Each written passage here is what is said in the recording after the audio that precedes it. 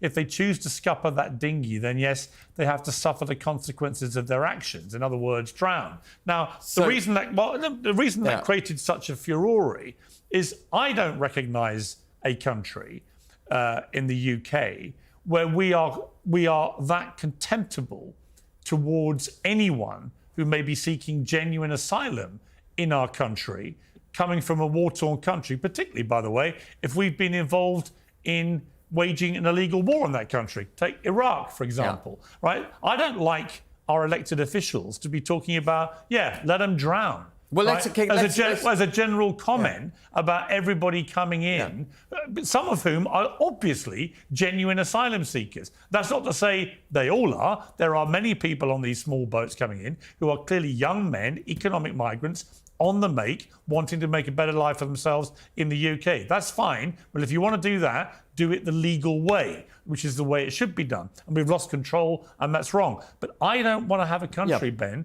where we are so heartless that we think everyone, including women and children, who might be coming in as genuine asylum seekers, should just be left to drown. Well, I'm very glad you brought this up, Piers, because I know you had a debate on Question Time about this comment with Nigel Farage.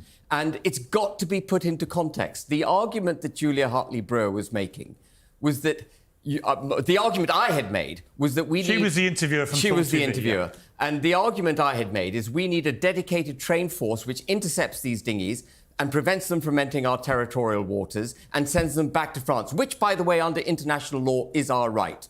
And she said, what if, Ben, one of the dinghy, people on the dinghy produce a knife and they stab their dinghy and they end up in the North Sea? Would you rescue them? I'd say, well, I said, give them another dinghy.